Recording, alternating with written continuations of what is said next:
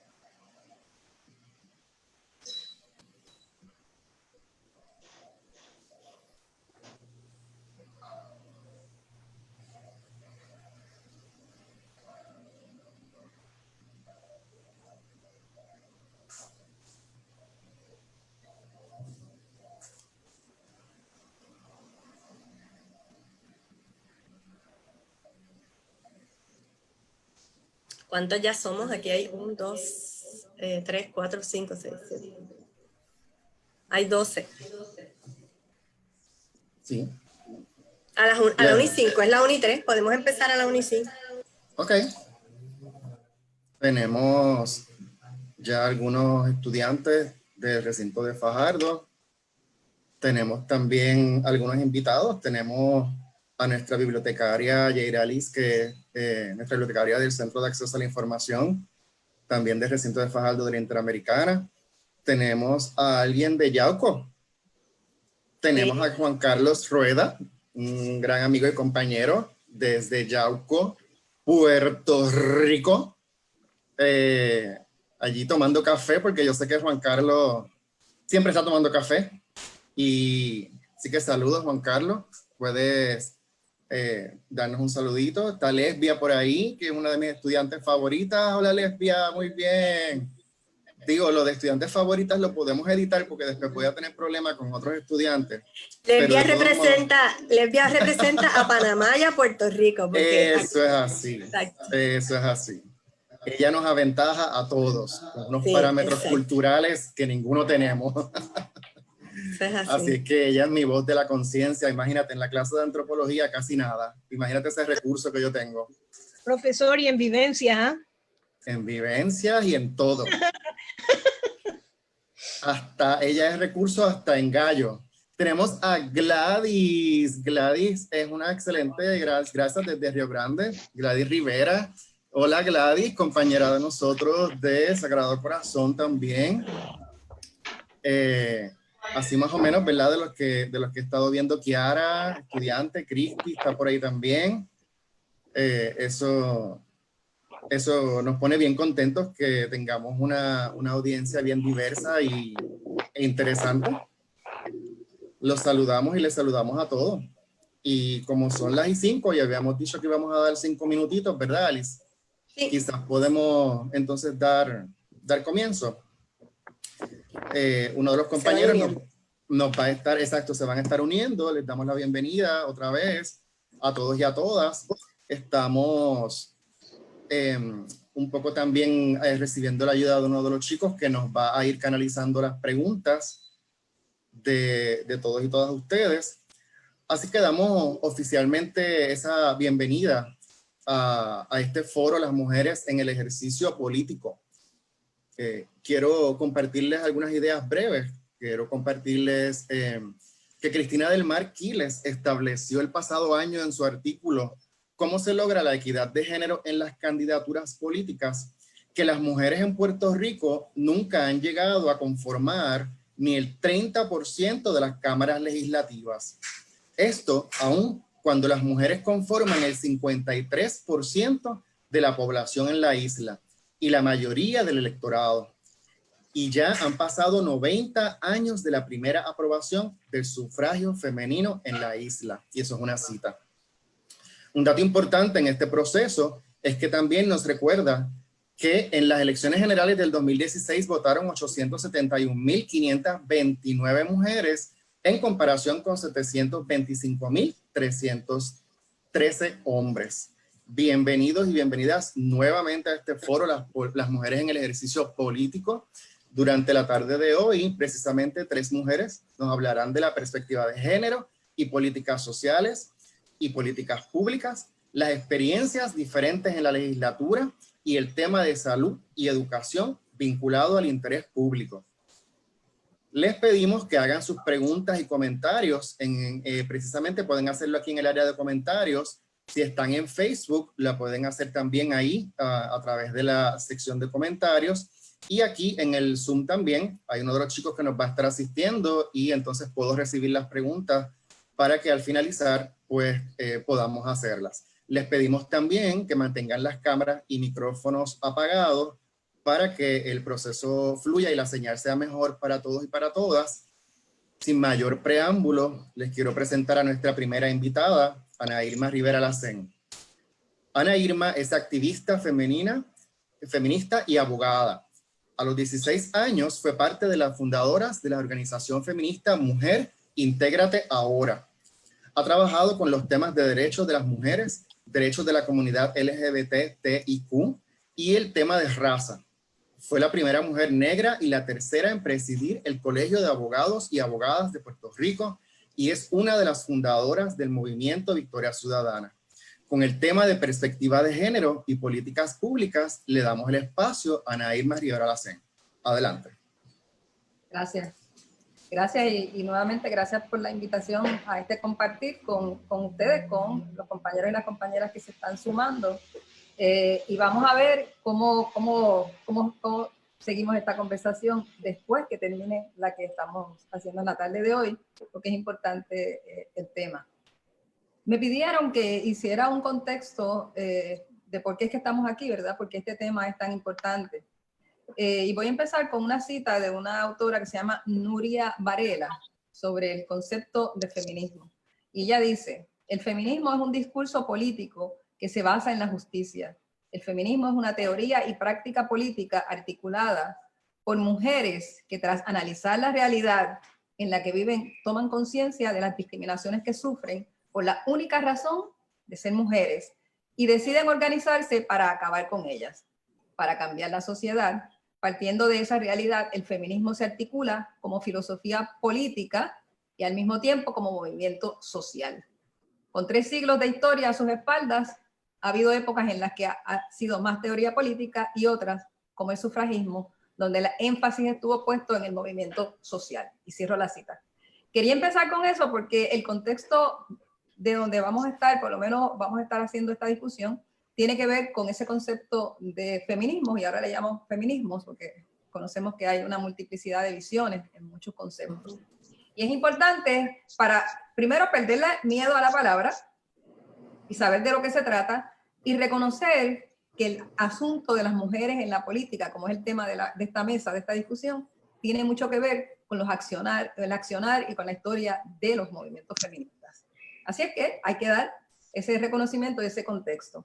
En el caso nuestro, es importante también reconocer que al igual que en otras partes del mundo, esas luchas feministas se dieron en Puerto Rico con unos temas muy importantes que son la educación, el derecho al voto y las condiciones, mejorar las condiciones de trabajo de las mujeres, y en muchas partes del mundo también el tema del fin del trabajo infantil. Así es que esos son temas que tienen que ver en esa base de las luchas de los feminismos desde la primera ola, que es la que se marca con el tema del voto, que es uno de los temas que acabo de decir, pero que además le llama a esa primera época o a esa primera ola como la lucha sufragista. Y por eso es que vamos a ver todas estas películas y todos estos, los libros y todas estas fotos de mujeres luchando por el derecho al voto. Así es que bien importante, porque ese es el tema base de nuestra conversación de esta tarde.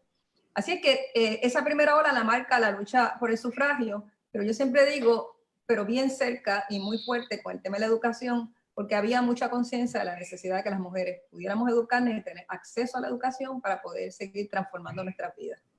En el caso de Puerto Rico, pues lo mismo, ¿verdad? De hecho, estamos en abril y esa primera ley que dio voto a mujeres en Puerto Rico fue en abril de 1929. Lo único que esa ley solamente le daba el derecho al voto a las mujeres que supieran leer y escribir. Fíjate cómo ahí se junta el asunto de la educación. De la educación. Y el tema, pues posteriormente, en el 1935, es que se aprueba entonces lo que se llama la ley del sufragio universal, donde entonces se quita cualquier distinción de acceso y derecho al voto por las personas, hombres o mujeres, no importa si supieran o no supieran leer y escribir. Para pasar rápido este contexto, que es importante para la discusión, pues a mí siempre me gusta dar nombres porque yo sé que en las escuelas no se dan. Y es bien, siempre bueno reconocer los trabajos que hicieron en estos temas personas como doña Ana Roque de Duprey, Luisa Capetillo, Isabel Andreu de Aguilar, Genara Pagán, Marta Robert Romeo y Juana Colón, que lucharon cada una en diferentes sitios, pero lucharon por los derechos de las mujeres en Puerto Rico en esas primeras épocas. Y eso incluye la educación, incluye derechos políticos e incluye el derecho al voto. Lo que pasó después de esas primeras, pues son lo que se llaman la segunda ola, tercera ola.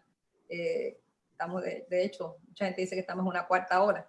Pero no voy a entrar en una distinción ahora de eso, porque quiero aprovechar el tiempo que tenemos para entrar en otros detalles. Pero sí, en términos generales, para cerrar este contexto, de esa primera ola, la segunda ola, que es lo que empieza en los 70, donde por ejemplo, en Puerto Rico se impulsa todo lo que se llama la reforma de familia, en una serie de legislación de políticas públicas, de las que yo quiero conversar algunas de ellas. Luego en la tercera ola entramos en temas en Puerto Rico, por ejemplo, todo lo que tiene que ver con las leyes de hostigamiento sexual en el empleo y la ley de violencia doméstica. Y posteriormente ya al cierre de esa tercera ola, o ya lo que estamos viviendo, tenemos la ley que crea la Oficina de la Procuradora de las Mujeres. Eso para decir algunas cosas de políticas públicas, porque me quiero centrar en políticas públicas, porque es el tema que se ata con mucha facilidad con el tema de la mujer en la política. Las razones por las cuales las personas que, como Mariana, como está aquí, es una de las razones, ¿verdad? Y que estamos aquí, y la compañera Alice, estamos aquí como personas que impulsamos poder llegar a la legislatura y cambiar políticas públicas. Pero este es un conversatorio más allá de cuáles pueden ser nuestras aspiraciones personales, es un conversatorio sobre cuál es el tema de la mujer en la política. Y entonces yo quería hacer este contexto para como empezar a generar la discusión. En cuanto, cerrando ya el contexto y entrando ya en materia del tema que me pidieron que hiciera,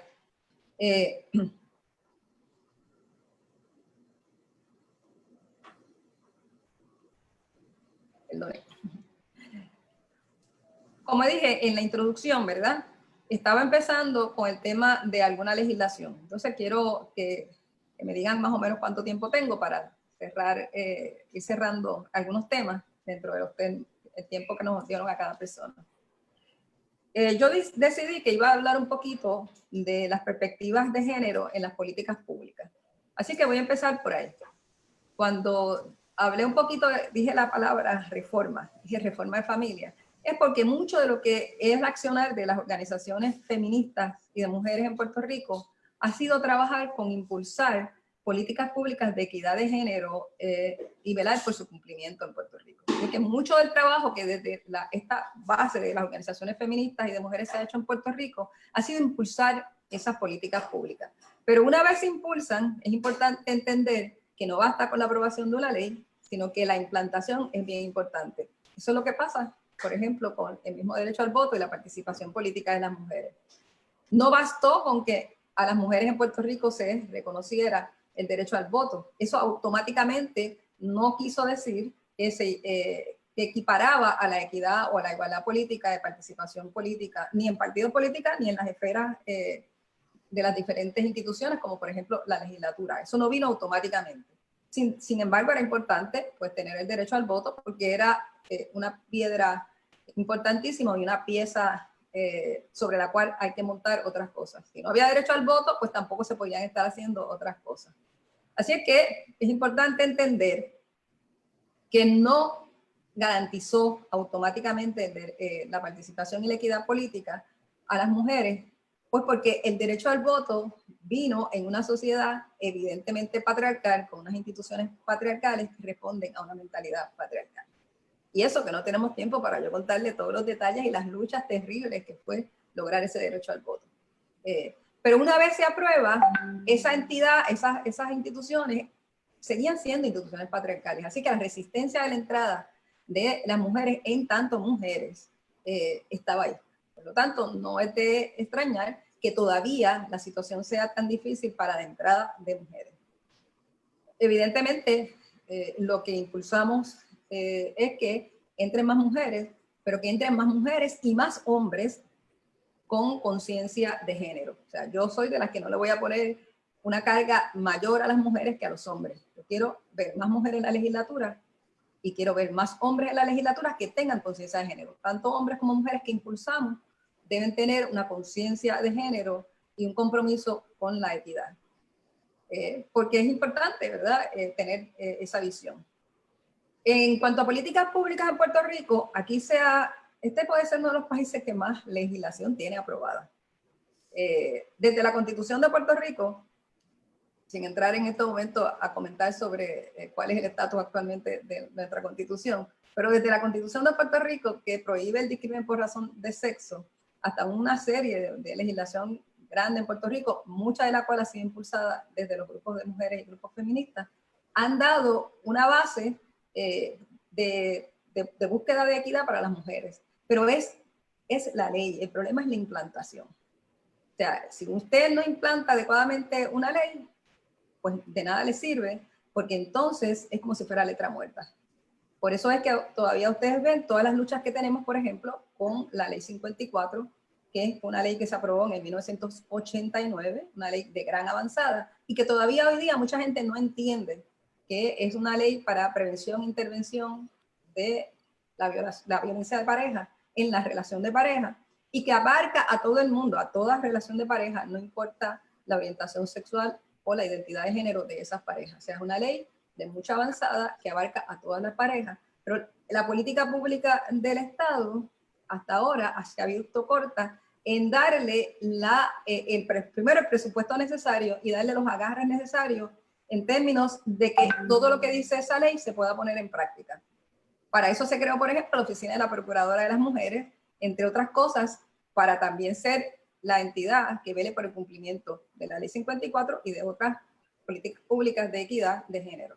Pero sabemos que tenemos problemas con la implantación misma de la misma Oficina de la Procuradora de las Mujeres, y entonces, por consiguiente, el que todos los componentes del sistema, que todavía sigue siendo un sistema patriarcal, entiendan que tienen que funcionar en términos de prevenir, evitar también intervenir con los asuntos de violencia de género. Así que ahí tenemos un nudo bien fuerte todavía hoy día y que sin duda tiene que ser objeto de mayor trabajo en cuanto a políticas públicas e implantación se refiere. Otro tema que me gusta, que no quiero que se me quede fuera y que es importante, son toda la discusión que está en torno al Código Civil. Nuestro Código Civil es un código de 1930. Eso quiere decir que responde a una visión decimonónica. Decimonónica quiere decir del siglo XIX. Los códigos civiles son bien importantes en países como el nuestro, donde se utilizan, porque el código, por ejemplo, el Código Civil le dice a usted lo que son los contratos suyos con la sociedad misma, o sea, cómo usted se relaciona con su familia, cómo se relaciona con su vecindario, con sus vecinos y sus vecinas, los contratos que usted hace aquí y allá, las herencias, todo eso está en el Código Civil. Pero si usted tiene un Código Civil que tiene una visión de 1930, pues usted va a tener un código antiguo y que no responde a la visión económica, social, cultural y económica de nuestra época. Y ustedes saben que hay una gran controversia porque se está impulsando un Código Civil que en muchos temas, sobre todo en las áreas de familia, no necesariamente nos ponen hacia adelante, sino que nos echan hacia atrás. Porque son todavía los temas de área de familia los que todavía se ven de una manera estereotipada por razones sociales, con referencia al género, específicamente con la visión femenina, y estoy usando la palabra femenina, con la visión femenina de los estereotipos femeninos y de lo que son los contenidos femeninos en la sociedad. Desde lo femenino pues, se escriben muchas otras cosas. No quería que se me quedara fuera ese tema porque es de vital importancia. Y para ir cerrando, para que las otras compañeras intervengan también. 3 minutos todavía. Bien, pues muy bien. Sí. Quiero hablar específicamente de los compromisos que en la entidad que yo estoy ahora, que es el Movimiento Victoria Ciudadana, se están haciendo. ¿Y por qué lo digo? Porque como parte de la participación política de las mujeres es importante que uno vea cuáles son los compromisos que las instituciones donde uno está están haciendo. A mí particularmente me parece que es sumamente importante ver que cada quien vea, ustedes que están aquí, la institución política donde usted esté, la que le guste, las que no le gusten también, que las vean todas y vean en esos espacios de lo que son los documentos de las instituciones, qué es lo que ofrecen. En el caso de Victoria Ciudadana, a mí me parece que es bien importante que desde el principio se haya puesto en lo que le llamamos la agenda urgente, que no se puede, y en los principios éticos, que como parte de lo que impulsamos, no puede haber ningún tipo de exclusión, ya sea por raza, por sexo, por orientación sexual, por identidad de género, por las diferentes posiciones de filosofías de vida y espirituales, diversidad funcional, posición socioeconómica, nacionalidad, lo que dije, raza también, ¿verdad? Todas esas. Pero es importante también, porque yo creo que es de los pocos sitios donde yo he visto que expresamente dice que se va a establecer una política pública en la que se produzca un cambio cultural, ¿verdad?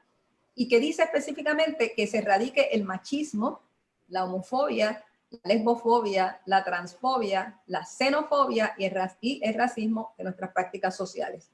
Yo creo que eso es bien importante y me gustaría que ustedes analicen en los diferentes grupos y entidades, partidos, etcétera, esos principios éticos y esos compromisos. Porque desde ahí es que partimos en el accionar de la participación política que podemos tener o no las mujeres en nuestra vida. Así que para mí eso es muy importante. Una persona como yo que viene de activismos sociales, feministas, y el tema de raza, orientación sexual, pues tengo que hacer un accionar también en cualquier accionar que tenga que hacer político, en este caso en cualquier candidatura, que sea parte de lo que toda la vida he estado defendiendo. Y por último, le voy a decir, de las primeras cosas que yo hice cuando empecé en los activismos feministas, cuando tenía los 16 años que dijo el compañero, fue analizar los partidos políticos que iban a las elecciones en el año 72. Eran 6. Y en esa organización analizamos todas las promesas de los partidos políticos e instamos a las personas a que apoyaran a las mujeres de sus partidos para que hubiera más participación de las mujeres. Y también instamos a la gente que cruzara, que hiciera voto mixto y cruzara y apoyara a las mujeres que les parecieran en otros partidos, pero sobre todo viendo que era necesario impulsar la participación política de las mujeres. De allá para acá ha pasado bastante tiempo. Así es que yo tengo que ser consistente en lo que pienso, así es que yo miro lo que dicen los partidos, miro lo que dice la institución en que yo esté, para entonces de ahí defender la participación de las mujeres en la política y la política de las mujeres. Gracias. Muy bien, agradecemos a Ana Irma. Siempre aprendemos mucho de ella, ¿verdad? Siempre que la escuchamos, aún los que la escuchamos con alguna frecuencia, por alguna razón, siempre hay algo que ella nos ilumina. Siguen entrando algunos de los estudiantes. Saludos a Kiara. Quiero también destacar que hay algunos profesores con nosotros del recinto de Arecibo, de la Interamericana. Está la profesora Lucy Cruz, está la profesora María Busó, que es del recinto de Gurabo, de Ana G. Méndez. También vi por ahí a la doctora Jenis Vázquez, del recinto Metro de la Universidad Interamericana. Es posible que no los vea o reconozca a todos, así que continuamos, les damos la bienvenida de todos modos a todos y a todas. Y entonces recordarles... Déjame nombrarte gente que tú no has visto, pero que muy bien, por ahí que es importante. Está el doctor Javier Morales, que es psicólogo especialista en corrupción, el profesor Cuadrado, el profesor de política de nuestra institución, está el profesor Osvaldo Gelabert, así que estamos nutridos, ¿verdad? De mucha gente chévere y buena aquí. Claro que sí. Ashley, que está por ahí, una de nuestras estudiantes. Muy bien. Estamos pasando un súper buen rato y gracias por compartir con nosotros. Les recordamos que pueden hacer sus preguntas y comentarios aquí en el área del chat, y si están a través de Facebook, lo pueden hacer en el área de comentarios. Al finalizar vamos a dar ese espacio para que podamos hacer esas preguntas y comentarios. También que mantengan las cámaras y micrófonos apagados. Presentamos a Mariana Nogales Molinelli. Ella es abogada y notaria pública, graduada de la Escuela de Derecho de la Universidad de Puerto Rico en el año 2010. Fue coordinadora general de la Coalición Puertorriqueña contra la Pena de Muerte. Recibió el Premio de Derecho Internacional 2010 y Premio Thurgood Marshall, otorgado por la Comisión de Derechos Civiles de Puerto Rico en el 2010. Ha trabajado los temas de las mujeres con organizaciones feministas a través de su participación en el movimiento amplio de mujeres desde el 2011 al presente, y con el proyecto Matria a través de la iniciativa La Ruta de las Mujeres. Coopera regularmente con el Taller Salud y con organizaciones de derecho LGBTIQ. Ha participado de manifestaciones e iniciativas y cabildeado por legislación favorable. Les presento a Mariana Nogales Molinelli con el tema de experiencias diferentes en la legislatura. Bueno, saludos a todos y todas. ¿Me pueden escuchar bien? Sí. Okay. Bueno, mi nombre es Mariana Nogales Molinelli, como dijeron. También yo estoy como candidata en el movimiento Victoria Ciudadana, pero la incursión en la política, en mi caso en particular, pues comenzó en el 2016 cuando fui candidata a comisionada residente por el Partido del Pueblo Trabajador. Anterior a eso, había trabajado sobre todo, y quiero hablar de esa experiencia con la Ruta de las Mujeres, en una evaluación de la importancia de las mujeres en ocuparse e involucrarse en los asuntos que nos afectan, ¿verdad? Que son la política. Y en esa experiencia, pues pudimos ir a distintas comunidades, a distintos residenciales, hacíamos conversaciones, ¿verdad?, de tú a tú con las personas, y el propósito era enfatizar en la importancia de que las mujeres nos involucráramos en la política, y que la política era algo mucho más allá que la política electoral. Sino que todas las cosas que hacemos y de la manera en que las hacemos tienen que ver con política y con nuestras posturas. Y entonces la gente se da cuenta de cómo las decisiones que toman los políticos en la legislatura y en otras instancias gubernamentales nos afectan nuestras vidas, ¿verdad? Las decisiones buenas y las decisiones malas. Por ejemplo, ahora mismo los trabajadores que estamos por cuenta propia estamos afectados por una mala decisión de la secretaria del Departamento del Trabajo, a lo mejor en escoger la compañía que preparó los formularios y que no funcionan y que no podemos acceder a esa ayuda en momentos donde no podemos trabajar tampoco. Así que vemos cómo las decisiones políticas nos afectan nuestra vida en todo momento. Y entonces, entrando ya al punto, ¿verdad?, que me corresponde hablar, ¿verdad? Pues lo que vemos en la legislatura, ¿verdad?, o lo que querríamos ver en la legislatura, particularmente en la Cámara de Representantes, es eso mismo. Personas que nos representen y que representen a todas las personas diversas que viven aquí en Puerto Rico. Y hablo no solamente de los puertorriqueños y puertorriqueñas, sino de todas las personas de distintas nacionalidades que viven aquí y que son parte de nuestro archipiélago. Lo que podemos analizar de lo que existe actualmente en la legislatura es un perfil repetido de personas que están, que representan, ¿verdad?, como hablamos por ahí, pues el hombre blanco, heterosexual, cristiano. Y ese hombre blanco, heterosexual, cristiano, pues no es representativo de todas las diversidades de raza, las diversidades de religiones o de posturas filosóficas o libre pensamiento. Tampoco es representativo de todos los oficios, profesiones y de todo el accionar que tenemos en el país, sino que hay, ¿verdad?, una sobrerepresentación de abogados y de otras personas, ¿verdad?, que han estado en las posiciones políticas como políticos de carrera, que no han hecho más nada en su vida que sentarse allí en la legislatura por décadas. Y eso no es representativo de nuestra sociedad. Y quiere decir que todas nuestras preocupaciones, las preocupaciones de muchas personas, no están siendo atendidas allí en el espacio donde se toman decisiones sobre nuestras vidas. Así que la importancia de nosotros mantener y trabajar para lograr mayor representatividad, de que todos los sectores estén representados al momento de tomar las decisiones, pues es lo que nos mueve a estar militando en este partido, pero también a estar participando de la política.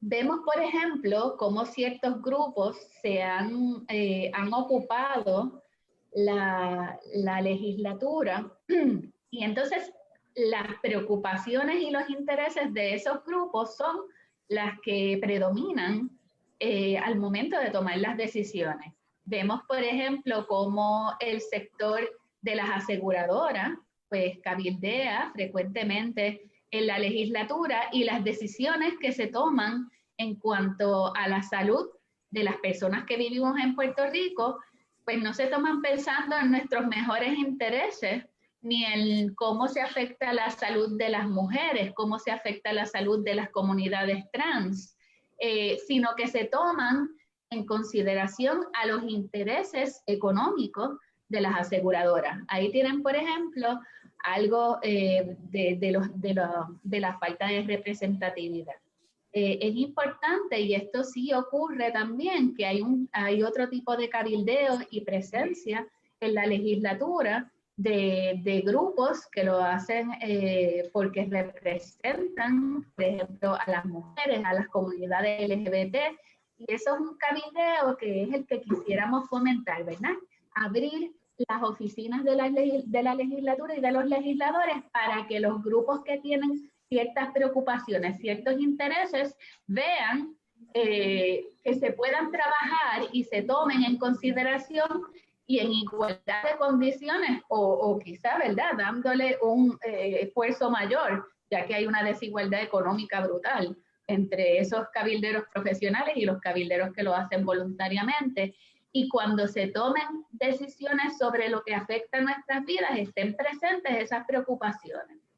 Yo recuerdo algo que para mí fue bien interesante, y yo creo que fue en las elecciones pasadas o hace algunos años, cuando se decidió cerrar el terminal de Capetillo y cerrar algunas rutas de la AMA. Y en ese momento la decisión se tomó lo más seguro sin contar con las personas que se verían afectadas por el cierre de esas rutas y por el cierre del terminal de guaguas de Capetillo.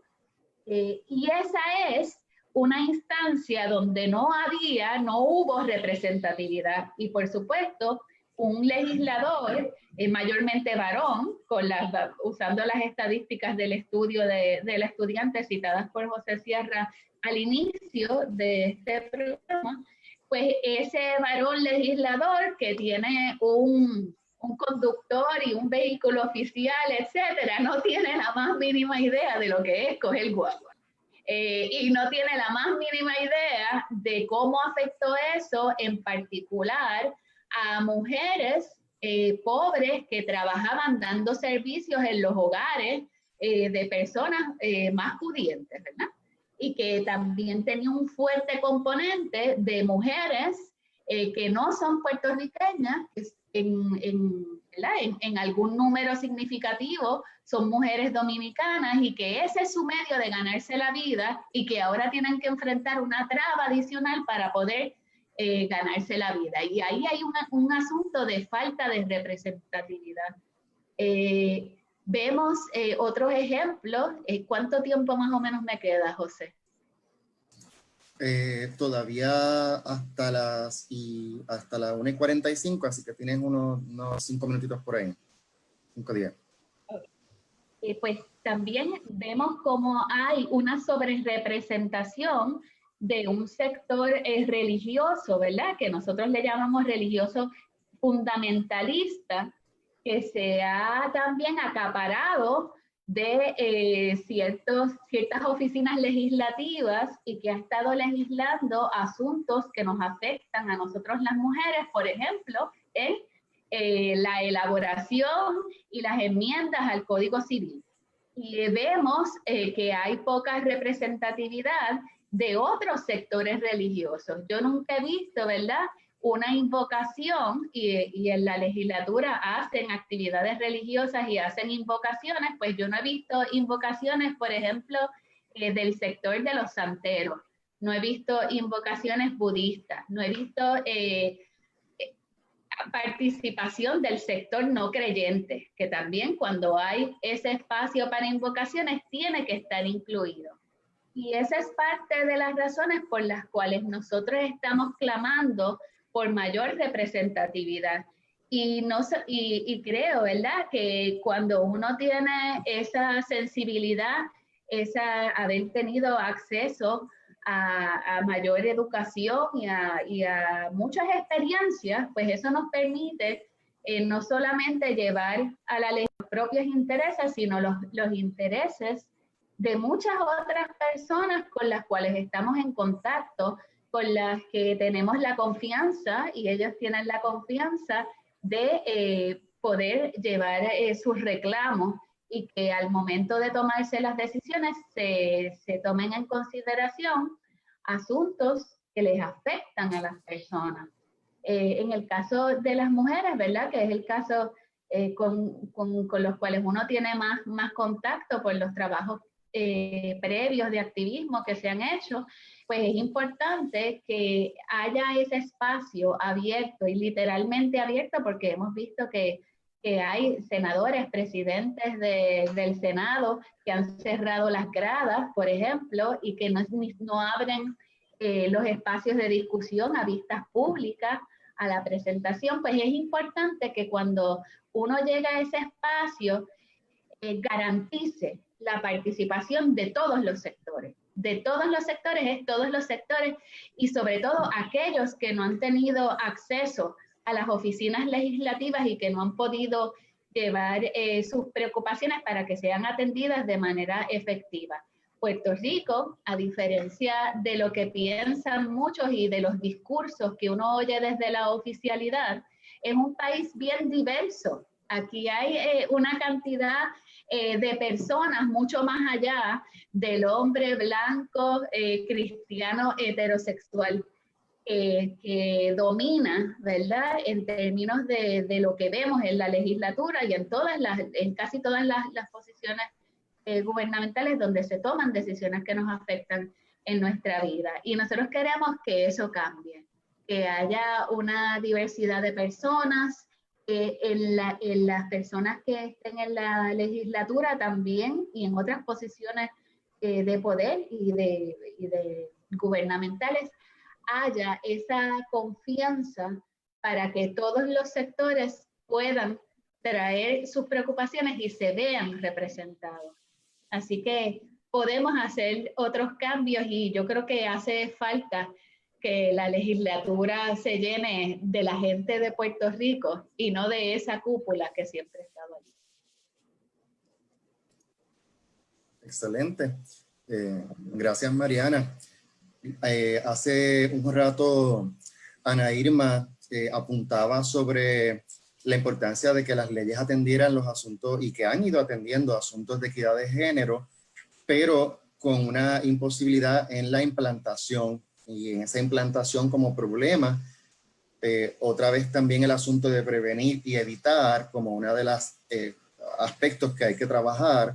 Mariana, nos estás lanzando un reto también de repensar ese componente de la legislatura desde la base de la misma visión de las teorías contemporáneas de la diversidad y la opresión, ¿verdad? Que es desde este perfil de privilegio de hombre, evidentemente, y las otras características, evidentemente no es un perfil representativo desde la diversidad, y realmente pues son grandes retos los que ambas nos han lanzado. Les recordamos que pueden hacer sus preguntas y comentarios aquí en el área de chat y a través de Facebook también, en el área de comentarios. Estamos en el Foro de las Mujeres en el Ejercicio Político, lo estamos disfrutando un montón. Así es que mantenemos por el momento las cámaras y micrófonos apagados para efectos de la transmisión, y ya tenemos algunas preguntas, las estamos anotando para rapidito, después de nuestra última ponente, hacerlas y discutir sobre ellas. Nuestra tercera panelista es la profesora Alice Pérez Fernández. La profesora Pérez es psicóloga y sexopedagoga en el Instituto Sexológico, Psicológico y Educativo de Puerto Rico. Es además catedrática auxiliar y coordinadora del programa de psicología del recinto de Fajardo de la Universidad Interamericana de Puerto Rico. Es evaluadora y terapeuta educativa y posee una certificación en problemas específicos de aprendizaje y trastorno de déficit de atención e hiperactividad. Para la profesora Pérez, una de las prioridades de nuestro sistema debe ser fomentar el empresarismo entre las mujeres, con el tema de los vínculos políticos y la participación en las áreas de salud y educación. Les dejo a la profesora Alice Pérez. Bueno, pues buenas tardes a todas y a todos y a todes. Gracias por esa presentación. Yo había escrito algo como para presentarme, no lo sabía, pero qué chévere, porque entonces podemos ir al grano. En cuanto a mi experiencia en la política, pues no es tan larga ni tan, ¿verdad?, tan extensa como la de Ana Irma ni la de Mariana, aunque sí hemos sido compañeras de muchas luchas, ¿verdad? Porque ahí nos encontramos siempre. Parece que ese es el momento de tomarnos el café. Pero sin embargo, en el cuatrenio pasado fui parte del comité de mi amigo Vargas Vidot, así que pues estuve bastante activa en cuanto a eso. Ahora, lo que me hace reflexionar y tomar la decisión de estar aquí y ser candidata al Senado por el Distrito de Carolina por Movimiento Victoria Ciudadana es mi posición de mamá. Y son mis hijos. Y por eso el tema que voy a tocar tiene que ver con la educación y con la salud mental. Voy a empezar definiendo la educación, ¿verdad? Porque a veces como que se nos olvida definir términos. Y es importante como manera de poder empezar. La educación es la formación práctica y metodológica que se le da a una persona en vías de desarrollo y crecimiento, ¿verdad? Es un proceso a través del cual los individuos adquieren conocimientos, habilidades, creencias, valores hábitos que deben redundar en cambio social, emocional e intelectual dentro de cada individuo y en sí en la sociedad. Así que eso es lo que estamos buscando, ¿verdad?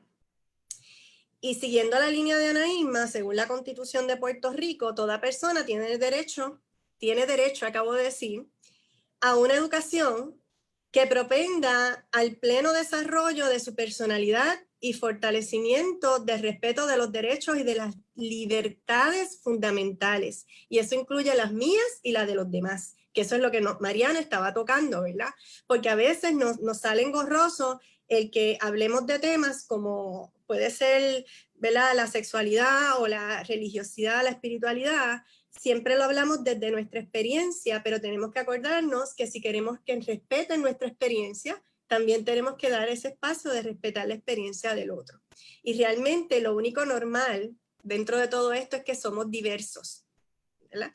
Y mientras tengamos eso en claro, podemos entender, aceptar mejor esas particularidades que tenemos como seres humanos. Siguiendo con esto, nos dice la Constitución que habrá un sistema de instrucción pública el cual será libre y enteramente no sectario. La enseñanza será gratuita en la escuela primaria y secundaria y hasta donde las facilidades del Estado lo permitan, y será obligatoria para la escuela primaria. Así que ya tenemos la parte de lo que es la educación. Así que dicho esto, vamos entonces a circunscribirnos en la pandemia, porque si yo empiezo a trabajar todos los traspiés del Departamento de Educación, necesitamos semanas, meses y años para poder enlistarlo, así que no nos da el tiempo. Pero quiero empezar con unos datos importantes. En el estudio que Montañez y Gisol hizo en el 2015, encontró que el 66% de los desertores escolares pertenecen al programa de educación especial de este país. Y más allá de eso, encontraron que estos niños y niñas estaban viviendo solos con su progenitora al momento de tomar la decisión de esa deserción escolar. Estas decisiones no salen al azar, no son solas, ¿verdad? Son muchas vertientes sociales que no se toman en consideración y solamente se ve que es una mujer que tiene que llevar a su hijo a la escuela o cumplir con eso. O lo que estamos viendo ahora de los comedores escolares, ¿verdad? Que hay mucha gente que habla de que es responsabilidad de los padres darle alimento, pero no estamos viendo que desde el privilegio de la persona que tiene cómo alimentarse, hay otras personas que en efecto no tienen cómo alimentarse, aún recibiendo las ayudas del PAN. Pero si vamos un poquito más allá, también vemos que la ayuda del PAN no está llegando y que la gente que la está solicitando, ¿verdad?, tiene unos traspiés en que le puedan llegar estas ayudas. Así que no es tan fácil como decir que no le quieren dar alimento, porque no es cierto. Otro punto importante que quiero resaltar es que el 70% de las familias que viven bajo el nivel de pobreza están bajo la jefatura de una mujer. Así que esa información viene del Instituto de la Juventud de Puerto Rico. ¿Qué quiero decir con eso? Bueno, mire, la educación está atada a las mujeres. O sea, tenemos muchos niños que son las madres, sus únicas, ¿verdad?, la única persona que se hace cargo de ellos. Y cuando vamos a la política pública que habló Ana Irma al principio, pues muchas veces esa política pública no está mirando que son estas mujeres, jefas de familia, que tienen que salir a trabajar a buscar el sustento, que posiblemente también reciben ayuda, ¿verdad?, del gobierno, las que tienen que atender a estos niños. ¿Ok? Un 70% es un porciento bien alto. ¿Ok? Dicho esto, errores que podemos encontrar en el Departamento de Educación que deberían ser enmendados. La primera es, hay una falta de un plan de accionar en crisis, y eso no viene de ahora. Lo vimos en María, ¿ok? Y en ese sentido, ahorita le dije que yo entré a la política por mamá, ¿verdad? Y ahí es que ato mi vida a todo esto. Cuando vino el huracán María, las escuelas cerraron, ¿verdad? Pero si recuerdan, la secretaria Kelleher tardó muchísimo en tomar decisiones sobre la evaluación y la apertura de las escuelas. Pues yo, viendo eso, cuando me comuniqué con la escuela que estaban mis hijos, ¿verdad? Resulta que esta escuela, a pesar de no haber sufrido mayores daños físicos por el huracán, no estaba abierta. La directora estaba disponible, los maestros estaban disponibles, pero no tenía permiso para abrir. Yo me di a la tarea de escribir cartas todos los días para ver por qué no abrían la escuela. Sin embargo, esas cartas no fueron contestadas. Cuando finalmente voy a la escuela y hablo con la directora, mi hijo no tenía notas. O sea, iba a perder el año escolar porque entre las decisiones burocráticas del Departamento de Educación en aquel entonces y la crisis que estábamos viviendo, él no iba a terminar sus estudios. Así que tomé la dura decisión de enviar a mi hijo a vivir con su papá, él tiene un excelente papá, a vivir con su papá a North Carolina. Así que mi hijo vive en Estados Unidos, no por gusto mío, sino porque dentro de la crisis no se evaluaron otros asuntos que son importantes para que una mujer sola, jefa de familia, pueda tener y sostener unas situaciones como esa. Y obviamente para que su hijo no perdiera su educación, que es primordial para mí. Así que no había un plan de acción en ese momento. Vinieron los terremotos y vimos que tampoco había un plan de acción en el momento de los terremotos. O sea, ciertamente no habían estructuras físicas, pero si algo yo he aprendido y le digo a mis estudiantes es que para aprender y enseñar yo no necesito la sala de clase, ¿verdad? El físico. Y lo probamos ahora, ¿verdad? Porque nosotros damos rondas, salimos, damos clases afuera, en el patio, respiramos y hasta en las croabas de vez en cuando también nos podemos tomar un café y aprender. Visitamos otras personas, hacemos otras cosas. Así que ciertamente hubo mucho retraso en tomar acción de poner unas carpas, había muchos maestros disponibles a hacer su trabajo, había muchos padres disponibles para cooperar, ¿verdad?, en alianza para que la enseñanza se llevara a cabo. Sin embargo, el retraso en poder tomar acción, porque no existe el plan para las crisis, hizo que estos niños perdieran mucho tiempo en ese proceso. Y ahora tenemos la crisis del COVID, que de la manga sacan que todo el mundo va a estudiar, ¿verdad?, a distancia. ¿Y qué pasó? Bueno, que no evaluaron que no todo el mundo tiene acceso a una computadora. No evaluaron que el 46% de las personas no tienen internet. No evaluaron que posiblemente estos niños que viven con jefas de familia lo que tienen es un celular y ellas tienen 3 hijos y necesitan hacer tareas, ¿verdad?, vía electrónica para 3 niños, quizás, ¿verdad?, en 3 niveles diferentes. Y que estas madres, pues obviamente no estudiaron pedagogía. Así que, ciertamente, los maestros, que me consta, conozco muy buenos maestros que hicieron malabares para que sus estudiantes pudieran tener acceso a los trabajos y crearon módulos, ¿verdad? Hicieron muchísimas cosas para ver cómo se podía engranar. Pero no tomaron en consideración esta población.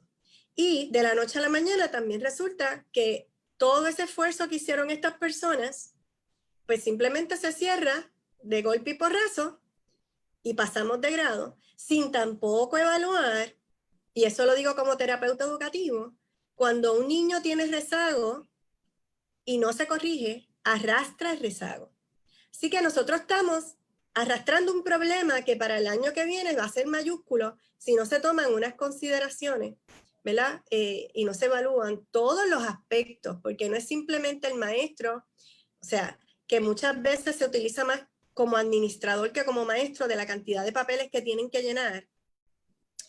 Y no se toma en consideración a los padres. Yo entiendo que igual que el gobierno hizo como un task force médico, y de eso vamos a hablar ahorita, y un task force económico, el Departamento de Educación debió haber unido, ¿verdad?, representativamente todas las partes que conllevan los padres, las madres, los maestros, los terapistas, los administradores, y tomar unas decisiones que fueran coherentes para todo el mundo y se pudieran llevar a cabo, cosa que no se hizo, pero que deberían hacerse. Y de hecho, la mayoría de las acciones pienso yo que deben hacerse desde esa forma, porque muchas vienen con una orden, ¿verdad?, administrativa sin evaluar otros aspectos. Yo tengo madres que me han dicho que le decían que comprar un módulo de $40. Una madre que no estaba trabajando y tenía 3 niños, si usted se pone a multiplicar son $120, que de dónde los iba a sacar para comprar los 40 módulos, y ella quería estudiar con sus hijos, pero no tenía los $120. Así que son cositas que hay que tomar en consideración. La otra es obviamente la falta de recursos, que sabemos que educación arrastra desde hace mucho tiempo y ciertamente hay muchas promesas de muchos recursos que muchas veces terminan en la basura, de libros que se compran y se botan, de recursos tecnológicos que se compran y al final del día no se educa sobre ellos, no se pueden usar y terminan obsoletos o no llegan a las personas que tienen que llegar. ¿Ok? Y entre esa falta de recursos tenemos las escuelas. Cerramos un montón de escuelas sin haber un proceso de evaluación justo para ver si en efecto esa escuela tenía que cerrarse y por qué razones había que cerrar la escuela. Porque de hecho, la matrícula podía ser una razón, pero no podía ser todo el peso la matrícula, porque hay escuelas que por el sitio en donde están sirven a una población bien particular. O por la población que recibe, que a lo mejor es una población de educación especial, tampoco debían cerrar. Así que esas evaluaciones no se hicieron y sabemos que muchas de esas escuelas se vendieron a amigos, ¿verdad? Y conocidos políticos por un precio irrisorio para que pudieran levantar unos negocios o o un tipo de escuela más ligado a áreas religiosas. Así que la escasez de escuelas que hoy en día nos podría servir, las que estaban funcionales para ahora mismo quizás ayudar a evaluar las personas que con coronavirus o ser unos centros de acopio o podrían ser hasta centros de ayuda para los envejecientes, pues no las tenemos. Y de hecho, dentro de mis datos, en el distrito de Carolina, que es el, ¿verdad?, en el que yo estoy siendo candidata, aparecen en las estadísticas que se cerraron 45 escuelas desde el 2017. Sin embargo, esa información es incongruente cuando usted la busca porque tampoco cuentan cuántas escuelas en desuso hay. Así que posiblemente estamos hablando de más escuelas que estas madres, jefas de familia, tendrían que llevar a sus hijos distantes a otra escuela y nosotros no hemos contemplado si tienen o no los medios para llegar allá. Y no sabemos si en efecto educación le va a proveer los servicios de transportación para eso. 3 minutos, Alice. Ok, pues déjame ver cómo. Tenemos los servicios terapéuticos que ayer los terapistas se tiraron a la calle, ¿verdad? Por el pago. Sabemos que es por historial, es un pago deficiente, es un pago tardío. Ellos tienen que comprar sus propios materiales, están por servicios profesionales, no tienen ningún beneficio y es algo que también se tiene que trabajar. Y obviamente las condiciones en que los maestros y maestras trabajan, que también es un área que tenemos que evaluar. Voy a entrar entonces rapidito a la salud mental porque me quedan 3 minutitos. ¿Y qué es salud mental? Bueno, en la salud mental es el bienestar mental y psicológico de las personas y según la Organización Mundial de la Salud, trabaja para mejorar la salud mental de las personas y de la sociedad en conjunto y ello incluye fomentar el bienestar mental, prevenir los trastornos mentales, proteger los derechos humanos y atender a las personas con trastornos mentales. Así que es más amplio de lo que nosotros pensamos. Pues, ¿qué ha pasado en esta crisis con la salud mental? Pues la contestación bien rápida sería nada, ¿verdad? Tengo compañeros psicólogos, trabajadores sociales y de las ramas sociales que han estado sugiriendo la creación de un task force social por parte del gobierno que no se ha dado. Ese task social está en funciones, pero es porque nosotros desde el área profesional hemos insistido en tenerlo, pero no es porque el gobierno haya visto la importancia que tiene el task social, ¿verdad? Por todo lo que se crea. La salud mental en Puerto Rico ha sido siempre subestimada, los profesionales de la salud mental siempre han estado mal pagos, quizás en áreas de trabajo que no son las más convenientes, así que todo eso tendríamos que volverlo a evaluar. ¿Qué cosas deberíamos estar haciendo ante esta crisis? Pues miren, las ideas que le propongo, la prevención y promoción de riesgos, que implica la comunicación de riesgos y los efectos de pasar tiempo en la casa, que obviamente aumenta la ansiedad de las personas, el manejo del miedo social, ¿verdad? Así como el estigma y la discriminación a la que son sometidas las personas que están, ¿verdad?, en los hogares bajo ciertas circunstancias. Ofrecer la ayuda psicológica antes de la hospitalización y del manejo de crisis en los centros de emergencia. Porque mire, la persona que está enferma físicamente también se descompensa emocionalmente y eso tampoco se está dando. Cuando estamos hablando del distanciamiento físico, trabajar con las dificultades que eso trae en las poblaciones, tales como la prevención del suicidio, de la violencia que le hemos visto que ha ido en aumento, y las adicciones, que vimos que en el caso de metadona no tenían ningún tipo de plan para poder atender a todas estas personas que necesitan de metadona. En el manejo de las hospitalizaciones en el área de salud mental, pues tenemos también que trabajar porque se agudizan las condiciones preexistentes. Y no menos importante, el cuidado de la salud mental de todos los profesionales de la salud, que es la primera línea de trabajo en cuanto al COVID. En general, en ambos ámbitos del gobierno, no ha delineado un plan efectivo y coherente ante la crisis, y vemos un historial de mal uso de fondos, de poco acceso a los servicios y retraso en las ayudas económicas. Así que las mujeres, que son uno de los grupos más vulnerables y que tienen que dar el frente ante todas estas situaciones, deben ser escuchadas, visibilizadas y representadas en el gobierno de forma clara, coherente y contundente para que la política pública finalmente responda de forma eficiente a las necesidades de todas y todos nosotros como pueblo.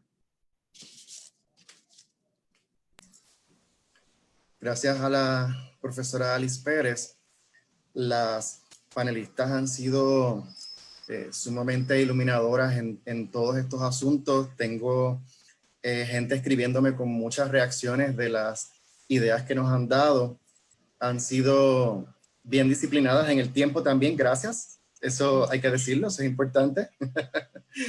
Pero quiero, con el privilegio de moderar, quiero leer bien breve un comentario que me hace una persona que está aquí. Es un comentario muy, muy potente.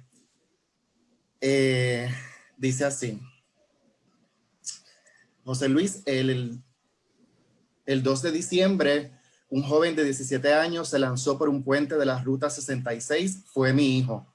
No tienes idea de cuánto toca mi corazón la ponencia de esta doctora. Todo por un sistema educativo que tenemos y por la falta de aceptación a la diversidad. Tengo que componerme para poder leer ese comentario y quiero que me ayuden, por favor, las ponentes con una reacción a esto. Bueno, yo no toqué directamente el tema de diversidad funcional porque no tengo tiempo, ¿verdad? Pero sabemos también que es un tema bien importante y que no se tomó en consideración, ¿verdad? El área de educación a la hora de tomar sus decisiones sobre cómo se iban a educar las personas. Pero ciertamente también tenemos muchas personas que no se vela, por ejemplo, el bullying en las escuelas, el ver la diversidad que tenemos entre nuestros estudiantes, nuestros profesores, nuestros maestros y maestras, y esa parte es algo que tenemos que sentarnos a evaluar y poderlo trabajar. Eso lo trajo Ana Irma y Mariana cuando hablamos de la diversidad ahorita. Ayer tuvimos un conversatorio con la comunidad sorda, que igual me conmovió como te conmueves tú, y habían estas personas de los malabares que tienen que pasar para recibir los servicios básicos que todos nosotros damos por hecho y por sentado. Y me parece que es también bien importante el que escuchemos a estas comunidades y accionemos a eso, porque ha escuchado mucha gente, es hacer, ¿verdad? Desarrollar acciones correctivas y asertivas hacia ellos y ella. ¿Algún comentario de Ana Irma y de Mariana? Sí, sí. Bueno, es impactante lo que la persona compartió. También le doy las gracias por haberse sentido que podía compartir en este espacio, podía compartir su sentir. Yo creo que lo que compartió refleja precisamente las ausencias que yo creo que tanto Alice, Mariana y yo hemos estado diciendo, las ausencias en la visión de lo que son, en este caso, las políticas públicas, pero más que nada la implantación de esas mismas políticas públicas. De que no sirve lo que diga la Constitución, de que no se puede discriminar, y de que no sirve lo que diga la Constitución, de que el sistema de educación debe ser para todo el mundo accesible, si no es accesible, si no es real. Y de eso se trata precisamente lo que estamos hablando. La exclusión es precisamente hacer ausentes a las personas que están reclamando que en ese concepto deben estar incluidas o incluidos. Esas personas que deben estar incluidas se excluyen por lo que decía Mariana, porque se parte de la premisa que hay una normalidad, entre comillas, ¿verdad? Y que la gente que se sale de ahí, pues son personas que ni siquiera se cuentan. Y de eso que se trata. En lo que estamos hablando, yo creo que las tres, es la necesidad de ver la gente que no se cuenta, ver la gente que no se menciona, la gente que no está, que está ausente, para incluirla y reconocer el acceso a todos los derechos. En el tema de la educación, quizás uno de los más potentes. Fíjense que cuando hablamos, por ejemplo, de perspectiva de género, eso un quita y pon, un cambia y cambia con ese tema, con el miedo de lo que eso quiere decir, ¿verdad? Como que la perspectiva de género le mete miedo a mucha gente cuando lo que estamos hablando es de inclusión sin discriminación. Pero lo mismo pasa con cualquier otra categoría, como puede ser precisamente el asunto de la inclusión de la diversidad funcional, sensorial, funcional.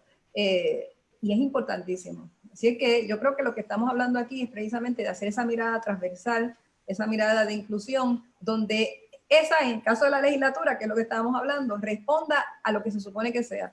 Mariana hablaba de qué se supone que sean precisamente la gente que van a la legislatura. Pues miren, se supone que sea gente que se parezcan a usted y a mí, a todo el mundo en su diversidad de la población puertorriqueña. Eso es lo que se supone. Por eso es que se llama representan a la población. Y usted vota por personas que le van a representar. Se supone que esas personas estén allí y es la voz suya. Lo que de esas personas estén promoviendo sea que usted como persona en la sociedad puertorriqueña tenga algo que decir, pero como usted no es la persona que está sentada, usted confía en esa persona que se sentó allí para que hable por usted.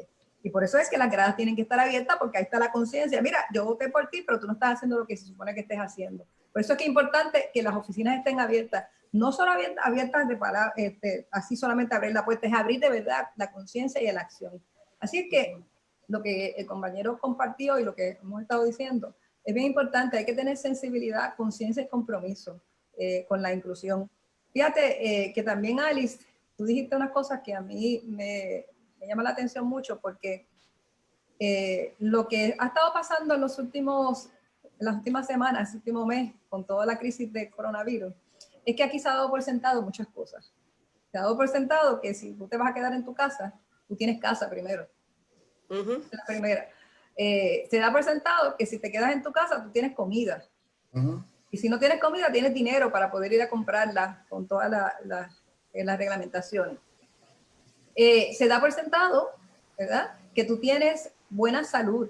Pero y si no la tienes, que tienes de que un médico, una médica de tu confianza que tú puedas llamar si te sientes mal, porque dice llama a tu médico de cabecera, ¿ok?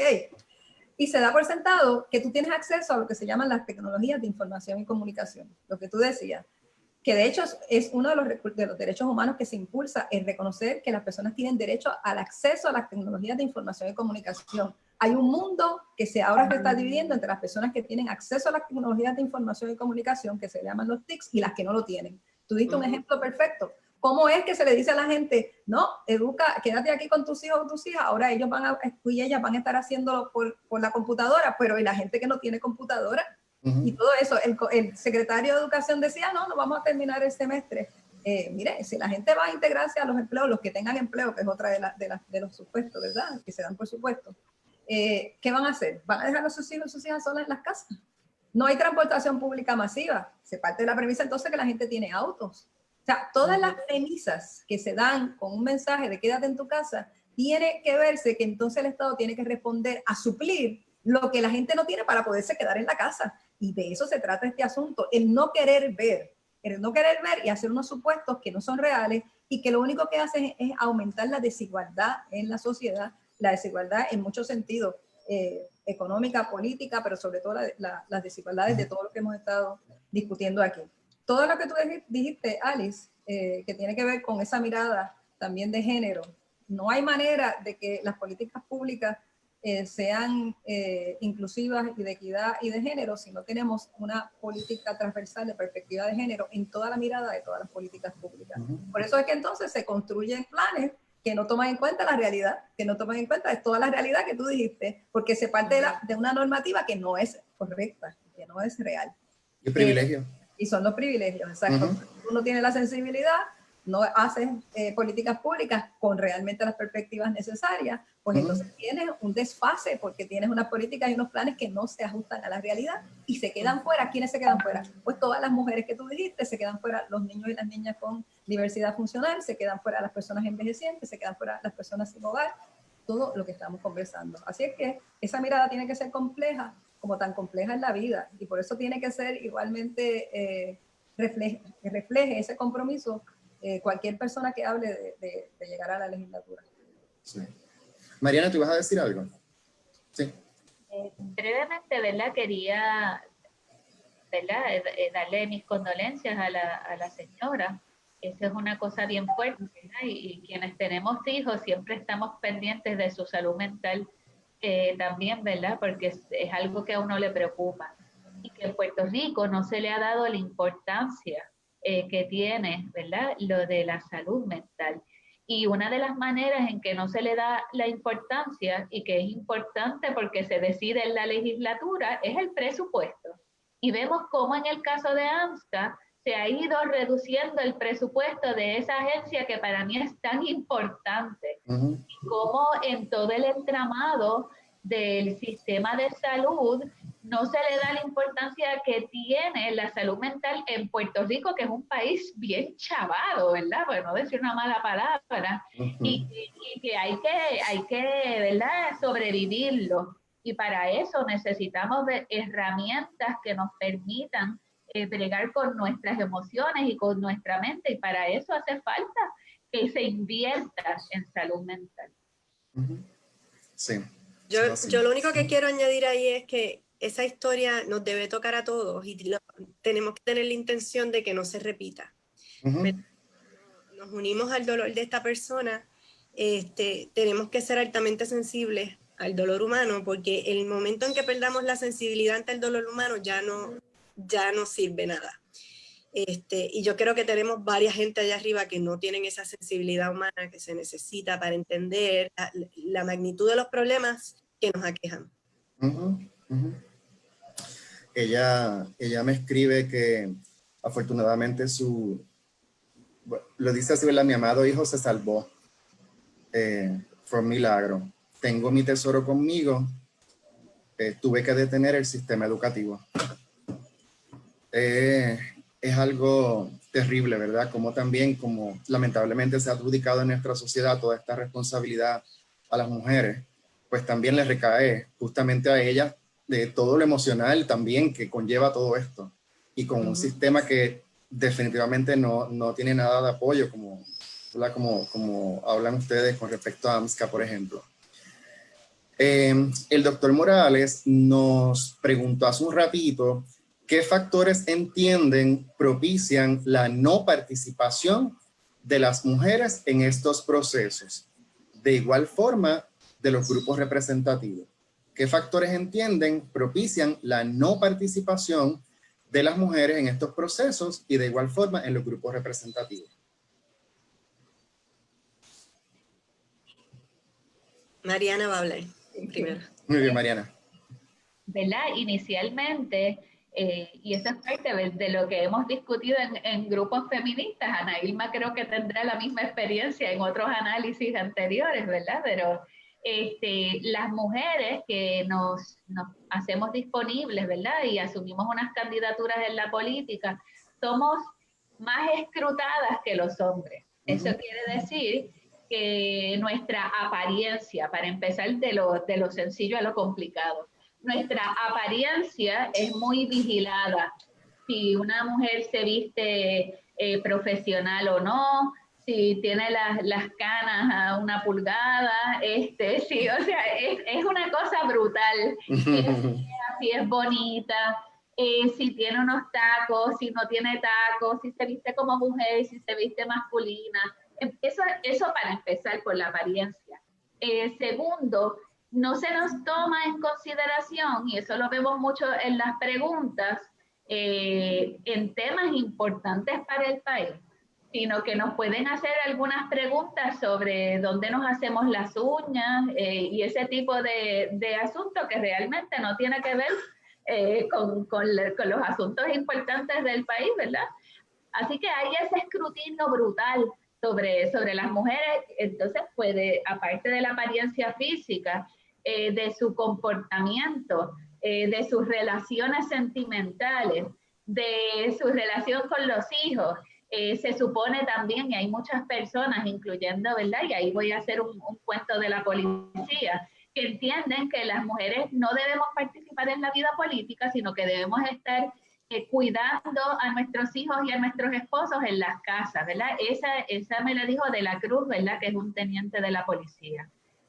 Así que hay toda esa doble vara, doble estándar de que la mujer que está asumiendo una candidatura política o un puesto político es una mujer que ha dejado de atender su familia, es una mujer que no cumple el rol tradicional, por eso no debe estar ahí, porque las mujeres libres no deben estar en esas posiciones, ¿verdad?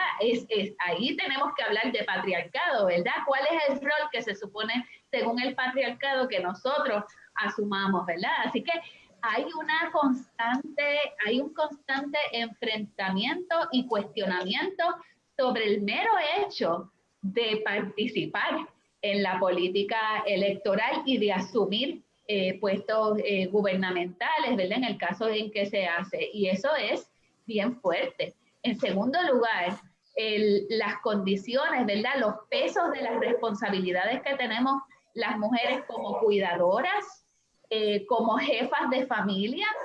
Jefas de familia es que uno tiene un solo ingreso para cubrir las necesidades de la familia, si lo tiene. Así que es un asunto brutal y las compañeras pueden hablar sobre esto. Alice, ¿tú querías decir algo? No, yo me uno a las palabras de Mariana, desde el aspecto de la sexualidad y una inequidad que aunque la gente no lo quiera reconocer es correcto, o sea, desde lo que nos pagan por hacer el mismo trabajo, el cómo nos exigen, ¿verdad?, unas responsabilidades adicionales. Y obviamente, pues, las leyes, como dijo Anaíma, ¿verdad?, están escritas desde la perspectiva de los hombres. De hecho, cuando tú lees los escritos, habla de hombres. No, yo no he visto que diga hombres y mujeres, ¿verdad? No es nombre. Así que ya desde por ahí tenemos difícil acceso a este mundo político. Y voy a tomar el ejemplo de cuando... ay, Dios mío, se me fue el nombre ahora de la gobernadora, no Wanda Vázquez, la anterior... la gobernadora electa anterior, Sila María Calderón, cuando Sila gana, ¿qué pasa? La oficina de la primera dama. ¿Qué pasó con el marido de Sila?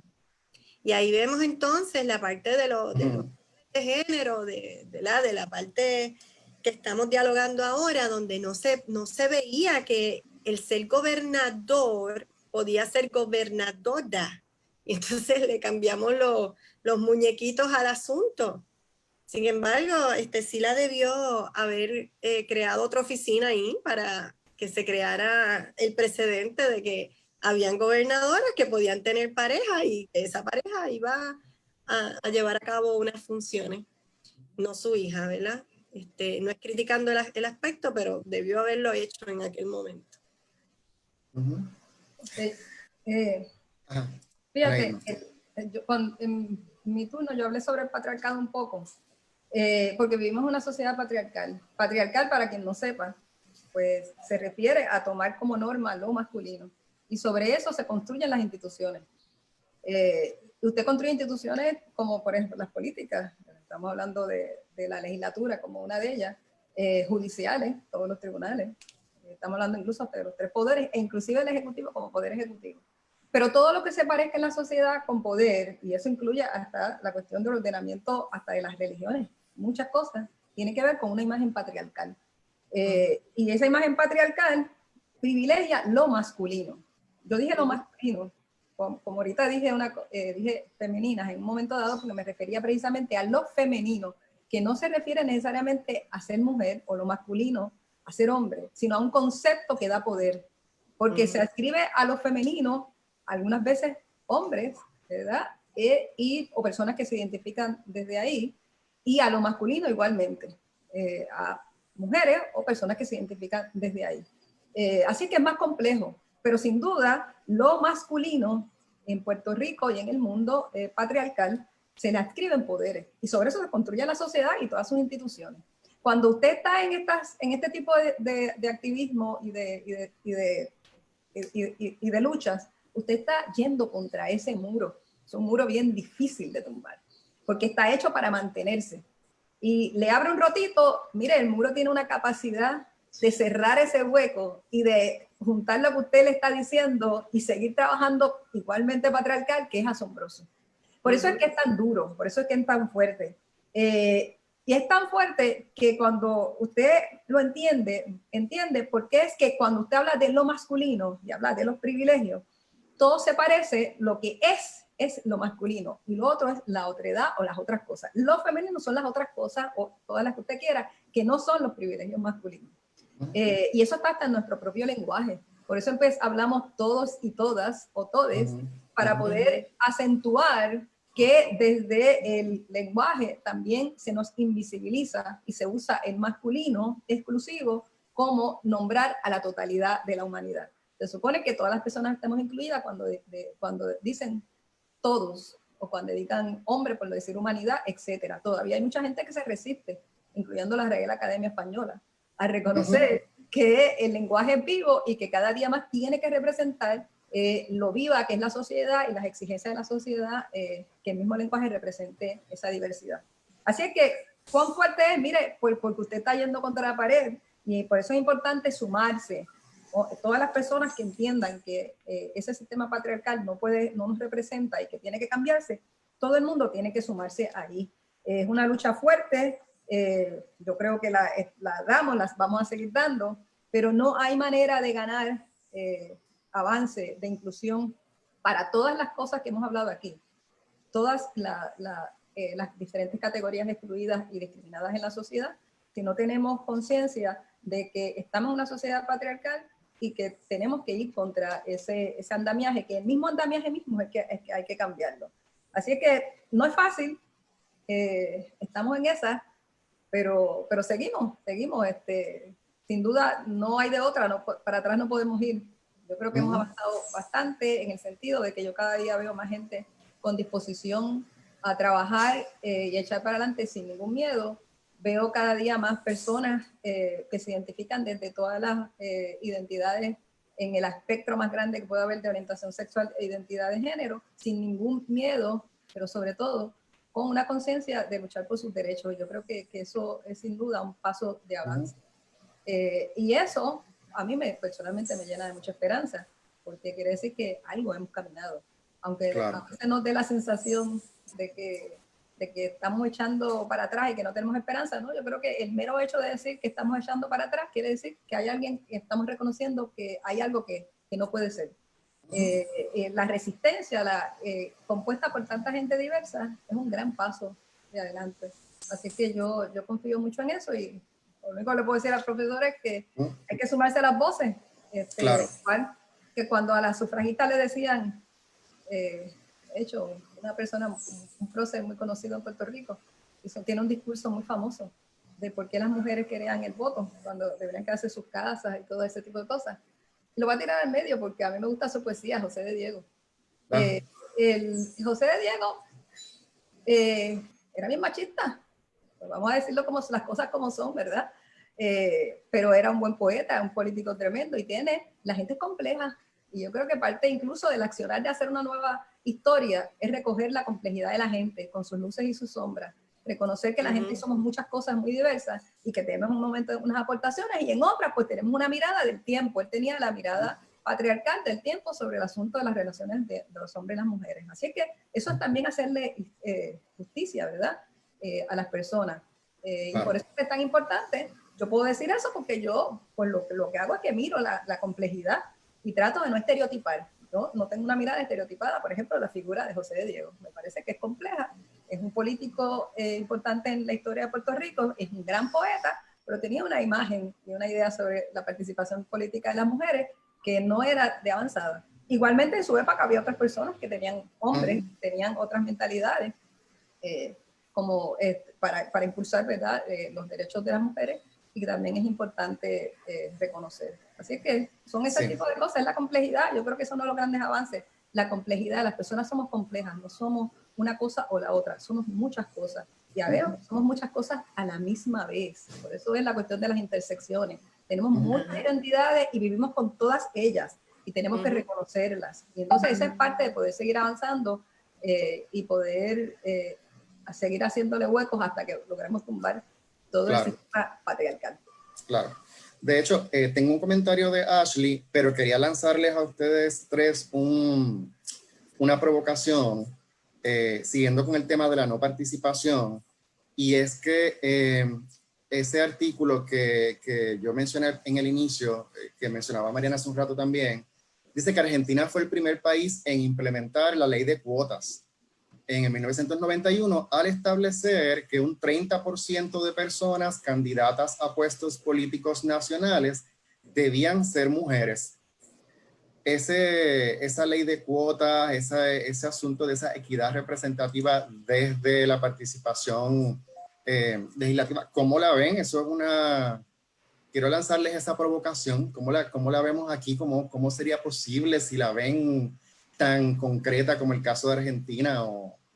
¿O sería, ya estamos tomando alguna vía, algunas acciones en torno a eso? Mira, voy a perdonar que empecé, pero Sí, adelante. eso es un tema que históricamente se ha estado impulsando desde los grupos feministas y de mujeres.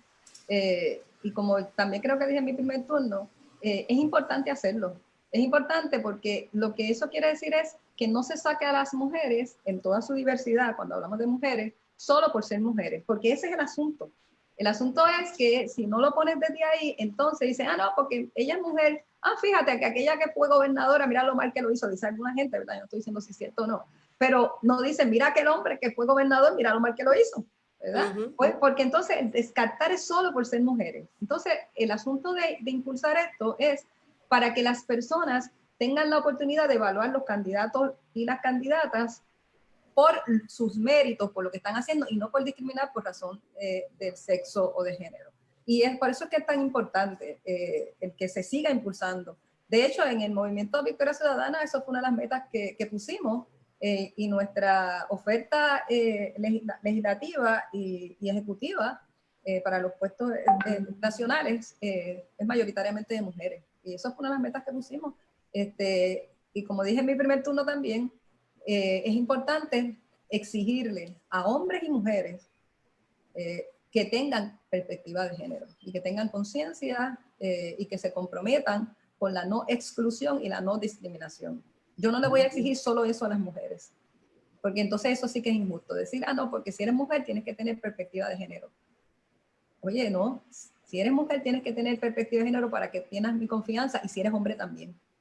O sea, que es importante que le estemos exigiendo ese compromiso a las personas que vamos, con las que queremos tener la confianza de poner el voto, y por eso es que es importante hacer esas preguntas.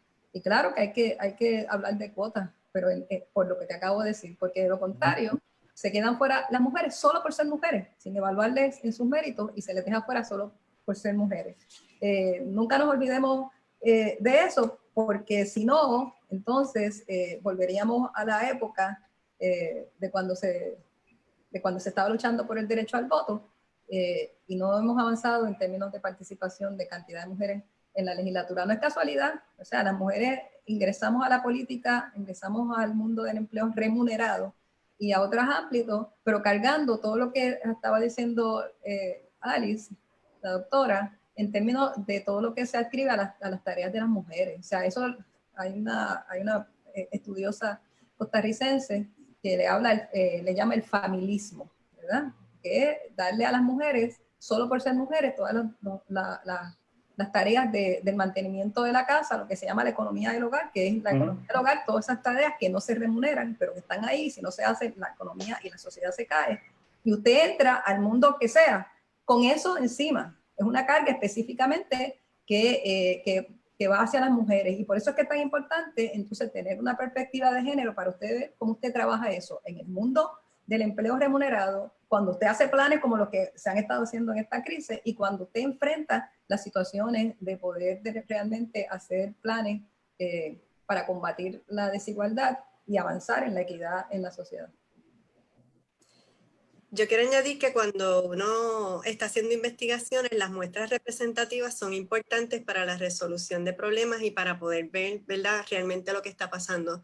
Así que si partimos de esa misma base científica, el que no tengamos una muestra representativa equivale que no podemos resolver los problemas que socialmente están, ¿verdad?, están presentes. Porque al estar tomada mal la muestra, pues los resultados no van a ser los esperados. Así que... Eso es cierto. ¿Tú querías decir algo, Mariana? Sí. No, Mariana. Que el establecimiento de cuotas es algo que se ha hecho, ¿verdad?, a nivel internacional, y lo que quiere decir que cuando se establece una cuota es que la sociedad por sí sola no está, ¿verdad?, educada o preparada para tener ese tipo de equidad. Así que la cuota es como una medicina temporera en lo que la sociedad se pone al nivel de que eso fluya naturalmente, y para eso pues habremos tenido que acabar con el patriarcado, pero yo creo que esa es una buena idea de empezarla a discutir a nivel legislativo. El de las cuotas, yo no recuerdo que en la legislatura se haya hablado de cuotas, ¿verdad?, de mi recuerdo reciente, pero sería buenísimo sentarse. Vamos a discutir unas vistas públicas sobre la implementación de cuotas. Se caen todos aquellos hombres de la silla. Sí. Arriba, tú sabes, se mueren.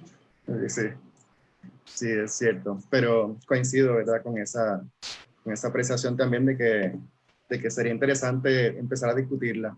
Estamos recibiendo muchas felicitaciones por Facebook. Estamos en los últimos minutos. No se vayan, quédense con nosotros. Tenemos una felicitación en Facebook de nuestra candidata al Senado por Arecibo, Yamira Colón, que del Movimiento Victoria Ciudadana, que habla, ella nos dice: les felicito, excelentes ponencias y muy pertinentes hacia las verdaderas necesidades de nuestra gente. El profesor Cuadrado, les felicito por el tema. También nos comenta Ivette Lugo: gracias por la defensa de los derechos que nos pertenecen a todos. La doctora Marisol Pérez: excelentes presentaciones. Necesaria la conversación, dice Elizabeth Crespo. Israel, Nelly también nos saludan y nos felicitan. Tengo un comentario último de una de nuestras estudiantes que es de Ashley, y ella nos dice: nadie habla de educación especial, de la falta de terapias y del verano extendido. ¿Qué podemos hacer? Bueno, la educación especial es un tema complejo. Me consta que los padres hacen unas luchas increíbles para que sus hijos con diversidad funcional tengan acceso a lo que por ley le corresponde, ¿verdad?, que son estas terapias. Y es lamentable que tengan que hacer continuamente esas luchas en el Departamento de Educación, haya crisis o no, para que ellos puedan darle las terapias. Las terapias son bien importantes para la comunidad de diversidad funcional y tiene que ir paralelo al proceso educativo para que estas personas tengan un mejor desarrollo y una mejor prognosis dentro de su condición. Y hasta que el departamento quizás no entienda la importancia de esto y de que tengan acceso a ellos sin tanto reparo, pues vamos a seguir arrastrando lo mismo. Ciertamente, estas crisis que han venido, lo que han hecho es retardar ese ofrecimiento de servicios, no por los terapistas, ¿verdad?, no por los profesionales que las ofrecen, porque ellos están ahí y de cierta manera ahorita dije que también son atropellados en el proceso, son mal pagos, tardíos, no tienen las facilidades o los recursos, no tienen beneficios, o sea, todo eso, y con todo y eso, ellos ofrecen, ¿verdad?, los servicios a nuestros niños y niñas con diversidad funcional. También tenemos los padres que continuamente se unen y tienen que llevar los reclamos a la legislatura, a la fortaleza para que sus hijos puedan recibir los servicios. Ayer te dije que estuvimos en un conversatorio con la comunidad sorda, y parte de lo que dijeron es que estas personas se preparan para ir todos los semestres, a la oficina del procurador del impedido, al departamento de educación, a pedir exactamente lo mismo, porque una persona sorda, si no tiene un intérprete, se le hace muy difícil educarse y tiene derecho al intérprete, porque hay que recordárselo todos los semestres. Se supone, también ellos tienen derecho, ¿verdad?, al verano extendido si no se cubrieron los servicios. Así que pues nos toca velar que en efecto dentro de esta crisis y de la mala toma de decisiones, eso se ofrezca y se ofrezca bien y no se haga de manera atropellada. Pero tendríamos que sacar otro turno, otro día para discutirlo desde el aspecto legal, el aspecto educativo y todos los aspectos que tiene, porque como dijo Ana Irma, son cosas que tienen muchas interseccionalidades que hay que tocar. Claro, claro. Sí, Mariana. Yo quería añadir a esa situación, ¿verdad? Son situaciones específicas. Por ejemplo, ¿verdad? Tengo amigas que tienen niños con autismo y cada vez que se atrasan las terapias o se atrasan los cursos, el niño experimenta una regresión. O sea que esto tiene un efecto, el no dar las terapias no es que no se les dieron y las pueden coger después, es que eso tiene un efecto inmediato, que el adelanto que estaba llevando a cabo ese niño se ve interrumpido, y no solamente interrumpido, sino que va para atrás. Así que es algo que tenemos que enfatizar ahí, no es un capricho, no es que son madres y padres problemáticos, ¿verdad? Que eso es lo que les dicen después de que van a hacer los reclamos por los derechos de sus hijos, es que tienen que estar ahí. Y en la legislatura no los toman en consideración porque posiblemente no tienen familiares sordos. O sea, eso en su mundo, en su burbuja, no existe, y todos los semestres se le olvida porque eso no está presente, ni hay la sensibilidad para tenerlo presente todos los días. Cierto. Ya en nuestros últimos minutitos estamos... Ajá, sí, sí. Mira, que obviamente estoy totalmente de acuerdo con lo que han dicho Mariana y Alice, y de hecho esta charla no es accesible para muchas personas que están dentro de Correcto. de diversidad funcional. Me voy a encargar que para la próxima haya un intérprete de señas, es que no me dio tiempo, pero me parece... O ponerle closed caption, pero ¿cómo se llama eso? También, sí. Pero aparte de eso, pero que lo hago como que es parte de lo que tenemos que estar pendiente, ¿verdad?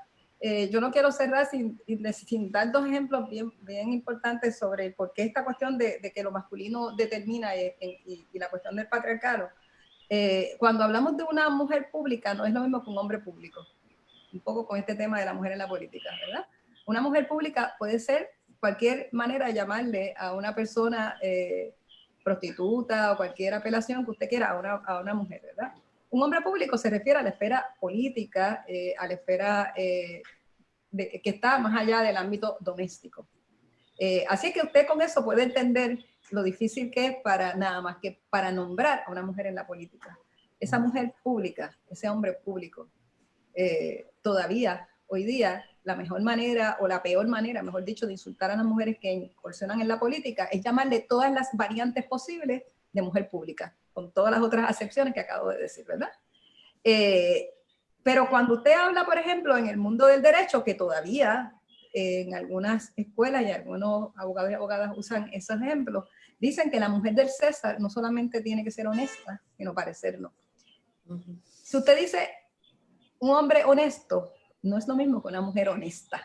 Esa mujer del César se refiere al emperador, no tiene que ser honesta. Honesta no se refiere a que se cumplía con sus responsabilidades contributivas. Se refiere si era una mujer que no tenía una apariencia de vida sexualmente activa libre. Eso es lo que se refiere. Una mujer honesta quiere decir eso. Un hombre honesto quiere decir otra cosa. Quiere decir un hombre que cumple con sus contribuciones fiscales o lo que sea. Para que ustedes vean dos ejemplos que todavía funcionan en nuestra mentalidad, nos moldean y que todavía tienen que ver con el mundo de las políticas públicas. Entonces no quería irme sin dar esos ejemplos para que las personas que están aquí entiendan por qué es que es tan importante asumir esta conciencia y ver lo que uno dice inclusive, y no repetirlo, por ejemplo, sino que también hacer una conciencia de que esto es un aprendizaje que todos los días tenemos. Todas las personas, por más que queramos o creemos que tenemos mucha conciencia, todos los días es un aprendizaje deshacernos de viejas cosas y seguir avanzando en la inclusión. Excelente. Ya en los últimos minutitos que tenemos, leo un comentario de Gladys aquí, dice Gladys Rivera, dice, debo mencionar en lo que a entretenimiento se refiere, particularmente en la televisión, las exigencias hacia nosotras, las mujeres, son horrorosas. La belleza y la imagen lo es todo. La mujer no tiene derecho a estar cómoda, tiene que cumplir con unos estándares establecidos. Muy buen comentario. Y Ashley habla de la importancia que se lleve a los foros pertinentes el tema en el caso de la educación especial, así que quizás pudiera ser una idea para un futuro foro. Finalmente, el artículo el que hice referencia en el inicio, lo puedes buscar, se llama ¿Cómo se logra la equidad de género en las candidaturas políticas? Y también les invito a que vayan a la página ONU Mujeres, la Organización de las Naciones Unidas. Esta página se llama Mujeres en la Política y tiene un mapa bien interesante, un mapa mundial sobre la participación de las mujeres en la política. Así que ese es parte de los recursos que también podemos utilizar para este proceso.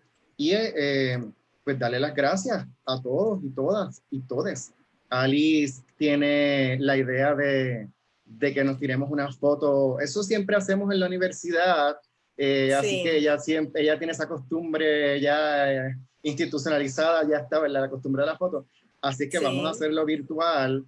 Necesitamos que prendan todas sus cámaras y podamos, por lo menos los que tenemos aquí, y saquemos una foto para recordar, porque fue un excelente tema, lo discutimos bien. Estamos a gusto con la participación de todas, todos y todes, así que vamos, claro, podemos sacar esa foto. Por aquí veo a Gladys. Ya por ahí vemos a Gladys. Las demás quizás se están arreglando así el pelo un poquito. Sí, sí, esperamos un momentito. Como hacen ahí está Kiara, Yarieli, Lesbia, que estaba ahorita Ashley, por ahí. muy bien, Ashley. Están por ahí, Lesbia, muy bien. Leslie. Y Daniel, hola. Este que está aquí, Daniel Resto, ese es el hijo de mi corazón. Usted sabe, hijo de vientre, hijo de corazón. Este es el del corazón. Sí, si estuviera aquí, estuviera llevándome la campaña. Sí es. Buzo está por ahí. Bueno, y tu plan de tirarnos esta foto, a ver, ¿cómo es? Cuéntanos. Eso es bien fácil. Ajá, a ver. Desde aquí. Hola, Yeira. Desde aquí. Sí, me falta que Kiara, Javier, que lo veo que está por ahí, Marta Jiménez, Kiara Liz, Juan Carlos Rueda. Todos somos bellos, así que pónganse por ahí, no importa. Claro. Chequina. Saludos, Chequina. Chequina está por ahí, muy bien. Me falta Leslie y Lizaidi y Kiara Liz. Sí. Ahorita yo le vi un... Bradley también lo tenemos por aquí. Muy bien. Es que tenemos mucho. Hay mucho. Voy a sacar esta hora y después muevo la página porque hay otra gente en otra página. Muy bien. Voy por ahí. Déjenme sacarle a los otros que están en la otra página y aquí vamos.